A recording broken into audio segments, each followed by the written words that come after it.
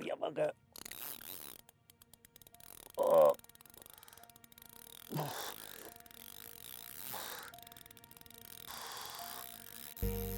Oof. Burning me hand.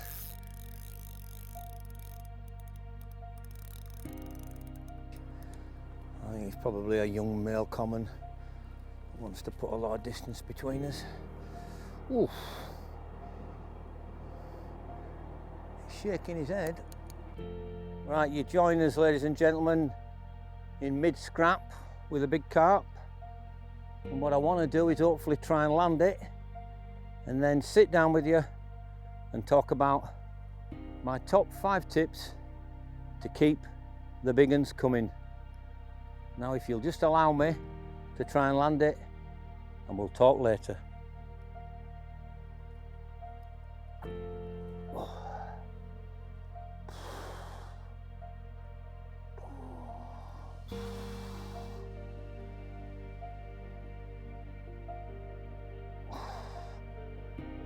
He's got me in the f***ing weed bed.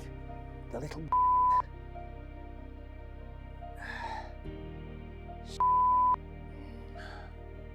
I've lost fish there before. Yeah, got him out.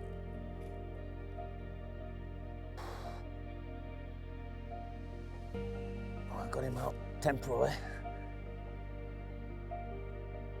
Yeah, he's coming. Oh, you f***. And then he's got me back in again.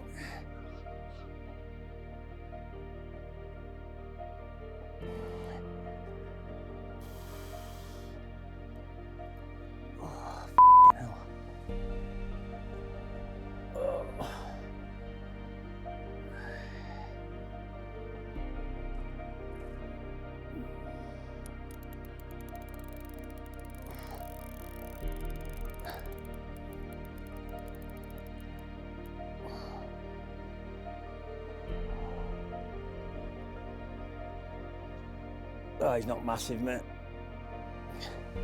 Which I feel better about now. Yeah, he's a bionic male common.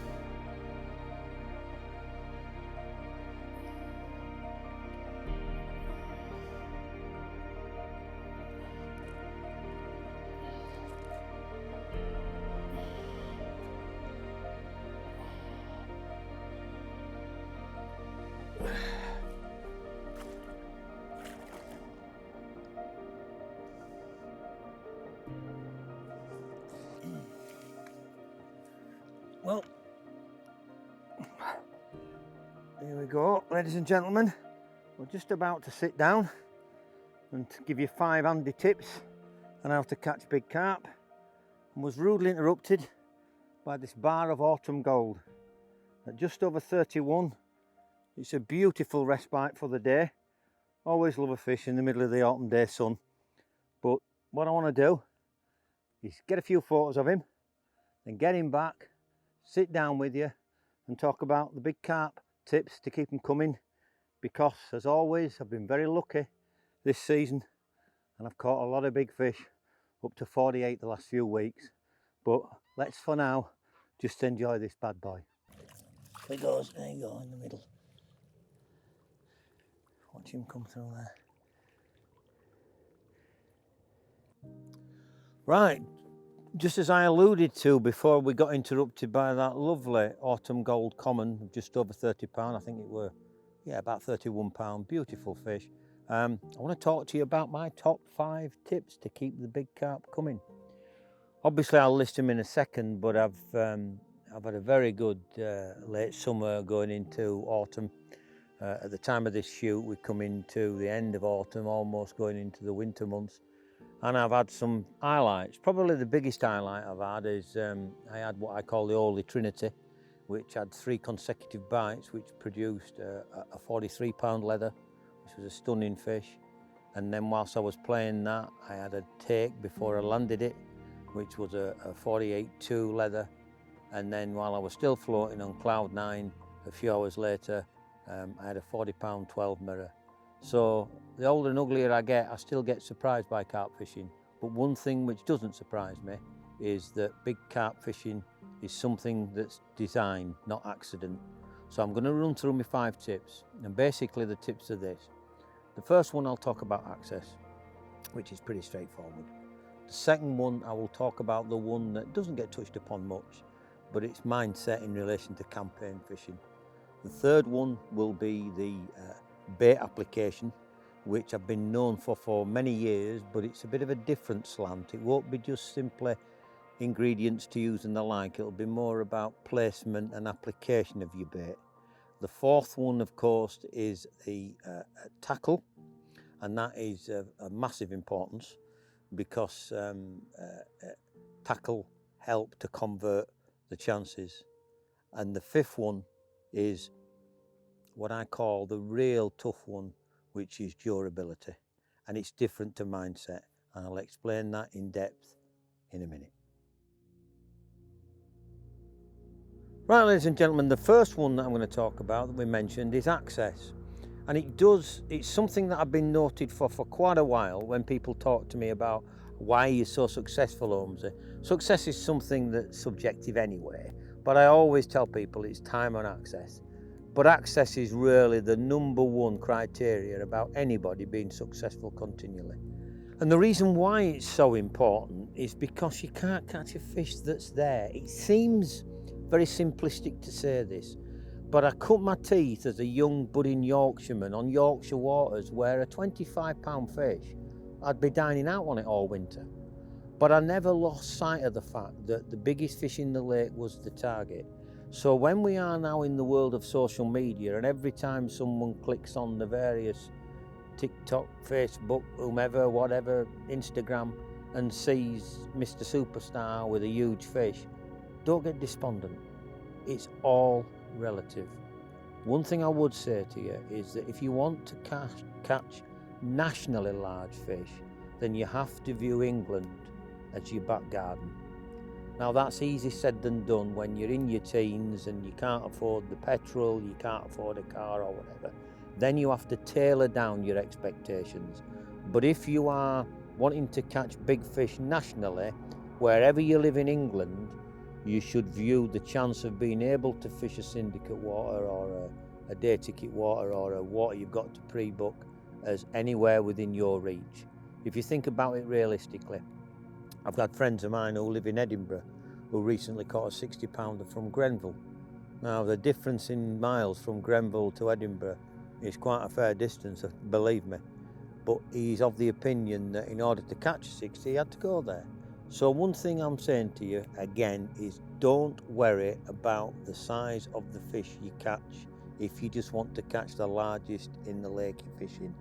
If you want to try and change your views to nationally, then you have to try and get into the lakes that are famous, that have got the big fish in.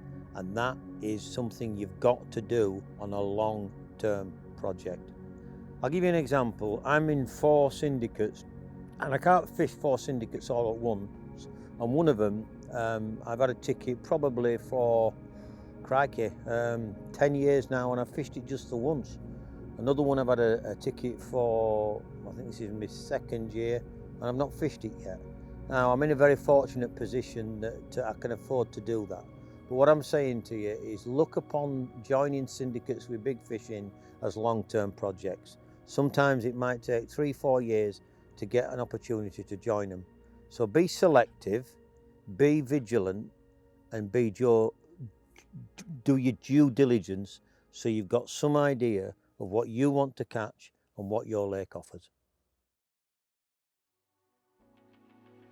Now the second big carp tip was mindset, and that's something that I've not written about before. I've seen and heard various well-known anglers write about it and talk about it, and it's something that I believe personally, and it's just my opinion as always, is something that sets people apart. There will always be, in any sport, whether it's fishing, football, rugby, cricket or whatever, there'll always be people that stand out a little bit.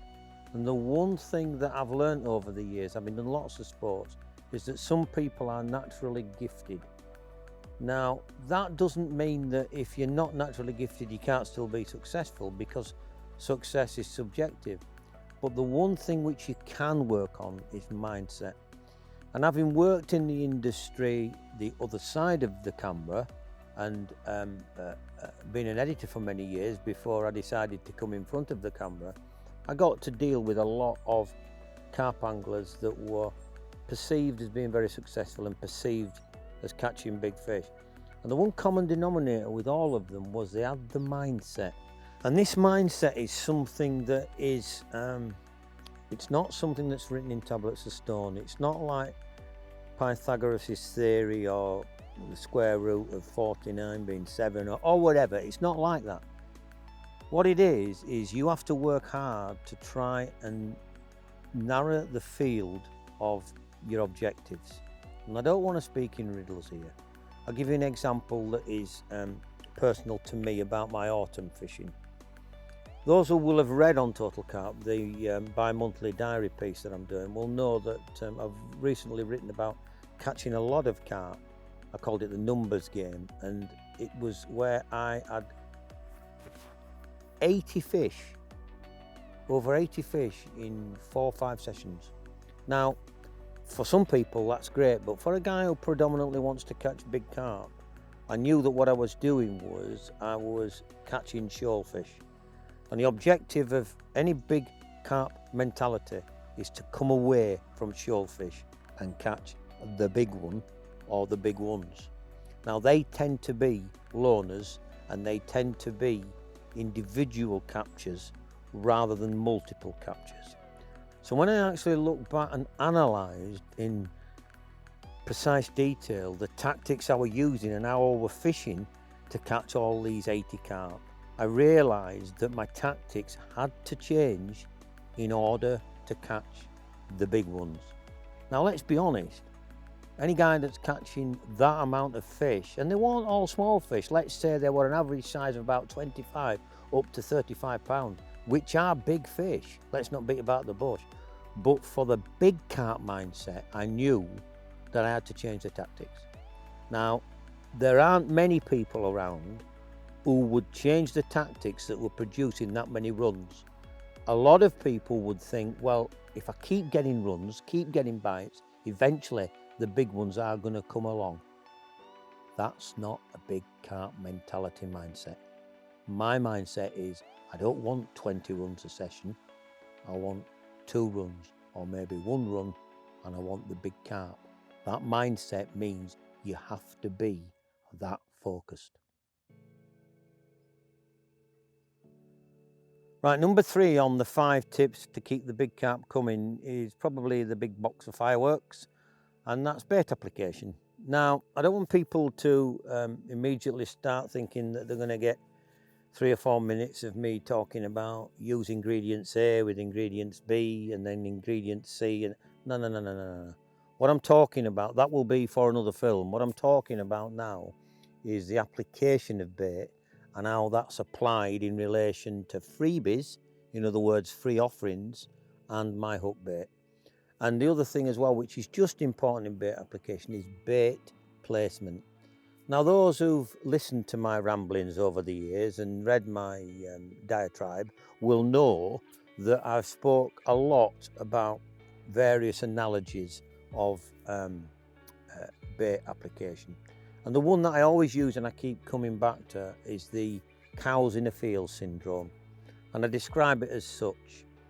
If you look at a herd of cows in a field grazing, you will see that the majority of them will be clubbed together and they will be eating collectively. Then you'll have a few that are by themselves, who generally are the loners, and strangely enough, they are the larger cows. They're not gregarious to the point where there's lots of cows around them. They like to be loners, or they like to go about in groups of 2 or 3. In my 48 years of carp fishing, that's what big carp tend to do. Now, there's one glaring error to that comment, and that's if a water, let's use somewhere like Grenville or the Foundry or various other places that have a large head of, say, 40 pounders in, if you've got a large head of 40 pounders, they're the shoal fish. So they are the herd of cows that you want to come away from. because such is the number of big fish in the likes of Grenvilles. So 40 pounders in Grenville will act like shoal fish, but let's keep his feet on the ground. In the majority of waters, a 40 pounder will be one of the exceptionally large fish, and in those cases they'll tend to be loners. Now, where does that come into, what's the importance of that in relation to this comment about bait application? It basically means that I try and draw the majority of the shoal away with my loose feed, but I fish with my hook baits for the big fish. And you've read it many, many times, and it's been around as long as fishing's been around. If you bait a certain area that gets a congregation of fish, if you fish away from it, you will tend to get the bigger fish, provided you understand why you're doing it. Example, if I'm fishing at 80 yards and I'm baiting up at 80 yards and I suddenly put a bait at 40 yards, that's not what I'm talking about here. What I'd like to do is I'd like to understand the topography of the baited area that I'm fishing and fish on the edges of the baited area. So I would like to try and bait up clear areas where most of the fish can move, but fish on the fringes where there's usually low-lying weed where the big fish hang around. And that bait application, that's just one example, but that thought in your head, where can I put each one of my hook baits to give me a better chance of catching a big fish? That is something you've got to get in your head that is of equal importance as to where do I put my freebies. Right now we're quickly racing through these, but I think we'll probably have a bit of a bus stop moment now where we actually give a little bit more time to the subject that I'm going to talk about, and that is number 4, which is tackle. Now, tackle is, again, subjective and objective, and I have never been, even before my pre-sponsored days, I have never been have an allegiance to just one company if the tackle that I'm using I've got to modify or change in order for it to do the job that I want. Example, yes, I'm in a very fortunate position where I'm supported by companies that are the best, and that's not by accident, that's by design. And it's because I've reached a point in my fishing where I know what I need in order to accomplish what I need to accomplish. Example, the bait is important. I've spoke about bait application, but let's speak about actually bait in its intricacies. One of the things which Mark Holmes knows is he knows what's good bait and he knows what's bad bait. And all of my fishing, because these days I have the time to do it, is campaign fishing. So my ideology is that I ultimately will catch the biggest fish in the lake. Now, the quicker I can do that, the better. But one of the things I know is the quickest way to do it is with good bait. And what I mean by that is that there are most baits will catch fish at any given time. Maggots will catch fish, worms will catch fish, bits of plastic will catch fish, a zig will catch fish, a bright coloured pop-up will catch fish. But I tell you what, after all these years' experience, consistent results come from fish eating, not inspecting your bait. So I'm very fortunate that I look to use a food bait. So the first thing when it comes to tackle, and it comes to having the big carp mindset, is to choose a bait that you know is able to keep the carp coming back. And one way that you can measure this, and I always say this to people, is there seems to be lately a bit of, how can I put it, reticence to admit that you've caught the same fish twice or 3 times or 4 times. It don't bother me in the slightest, because one thing I know is that if you catch a fish more than once, you're doing it right. If you catch a fish 3 times, you're doing it right. Unless you're stalking them, or unless you're fishing on the surface, or unless you can visually see them, then you have to take one bite at a time. But one thing I do know is that if you use good quality bait and you put it out in the right numbers and you get the fish feeding, they are easier to catch. Now that's the first thing about tackle. The second thing, and I always say this to people, is we need a huge slice of luck with carp fishing. However, your luck stops when that indicator goes. And then, and I've seen it countless times, you have to hold it together. And I'm going to talk about that in another subject in a minute.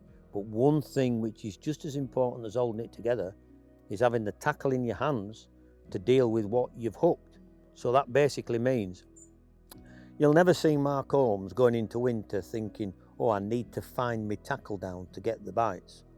I would never do that. The fishing tackle that Mark Holmes uses in the summer, he also uses in the winter, and he'll use in spring and he'll use in autumn. And it's quite ironic, really, when people talk to me. I am sponsored by PB Products, and I've said this countless times, and I'll say it again. The reason why I'm with PB Products and the reason why I will stay with PB Products is because their range of tackle was ultimately designed for European carp. Now, being a UK guy who fishes all the time in the UK, that basically means that anything that has been designed to land the huge beasts in the far-flung places of Europe can easily handle carp in the UK. And yes, the UK carp are getting bigger, but let's not beat about the bush. They're not as big as our European counterparts. So the product that I'm using can handle big fish. So I'll give you an example. I use 0.43 millimeter line, which is a breaking strain of 33 pound, which to some people might seem outlandish, but to me, it gives me the ability to not have to worry about the strength of my line whilst I'm playing a fish. Also, exactly the same, the hooks and the hook range. I'm not going to talk about the specific pattern or anything because that is a personal choice. But when people talk about hooks failing in one way or another, I have never had a PB Products hook straighten on me or break on me. And, you know, I'll do a lie detector test. Never. So when people say, you know, I hooked a big fish and it straightened it up and the hook out on me, well, I just don't know what they're doing or I don't know what they're using. But I've never had the hooks that I use fail on me. Likewise, the rods and the reels. I'm very fortunate that I'm with the biggest tackle company in the world, which is Shimano, and their gearing systems have been designed for Bradley Wiggins to do 100 mile an hour on a bike going downhill. So yours truly with a fishing reel, there's nothing swimming about that can replicate Bradley Wiggins. Although strangely enough, I've hooked a few fish lately that have been Bradley Wiggins-esque, but the reels that I'm currently using, the new Power Arrows, have been able to handle the job fantastically. And then of course we come to the rods. Now finally the rods again are subjective, but the one thing that I would say to people is don't make the mistake of thinking the most expensive rod is the best rod. The biggest selling rod that Shimano do is the TX2, and if you look at the price of the TX2, it is something like 125 RRP. Incredible value. The other thing that's important to remember with rods is if you're trying to get extreme distances, which seem to be the norm these days on some of the big pits, if you cannot compress a rod, do not simply make the mistake of buying a stiffer test curve rod. If you're a bit of a skinny chap like me, I'm never going to be able to compress a rod the like of Mike Dagnall or Jermaine Hull or Carl Pitchers can do. These guys are chunks, strong blokes, young blokes, and they can bend the carbon. If you can't compress a rod, it makes no sense in trying to get a stronger test curve. So I'll give you an example. The current rods I'm using have a test curve of 3 pound. If I go to 3.75, I can't cast as far because I can't compress it as much. So the one thing I would also say about tackle is we've got a plethora of it now. There's no need to be undergunned or underthought. The great thing about big carp fishing is you've got time to make decisions based upon what you want to do. And all you have to keep saying to yourself is, will this do the job that I want? We're nearly there. We're on the last tip of my 5 top tips of how to keep the big carp coming. And it's one that will have people scratching their head, hopefully, and that's durability. And what does durability mean, and why have I put it in the 5 tips? I'll tell you why, because this year particularly, I've learned that when I'm not health-wise 100%, you have to keep going. And without this sounding like an appointment at the doctor's, we all get old, and we all have issues with various joints, with various muscles, with various health complaints. And the one thing that I've learned is that the guy that can keep going, when I look at people like Derek Ritchie and I look at people like Tim Paisley, I have nothing but admiration for them, because here's guys in the 70s and 80s and they're still out there doing it. And when I look back at my time, my 48 years in carp fishing, I can think of the times when I would bounce up and down and jump off the bed chair and even sleep on the floor rather than a bed chair. Can't do it these days. But one thing I have is durability. So when I'm in pain, when my body is aching, when there is a natural tendency to think I won't bother going, it's raining, it's cold, it's freezing, you've got to blast through that. One thing that I always tell people is that you can't catch them sat at home. And that seems pretty simplistic, but it's massively important.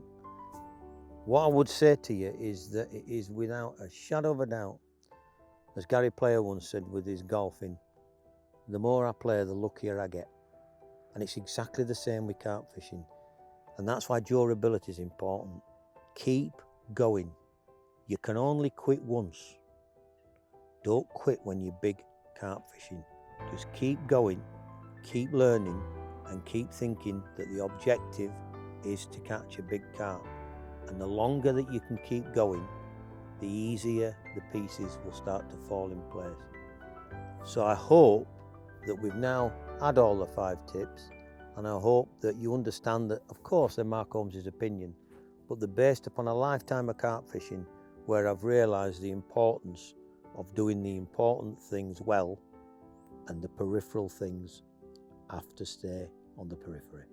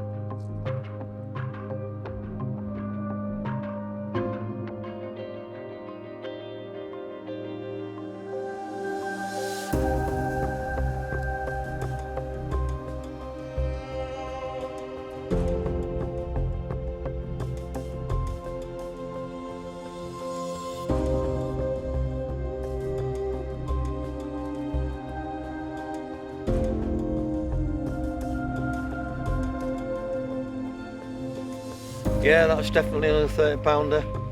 What a way to wrap up the evening session. Yeah, another 30, that'll do.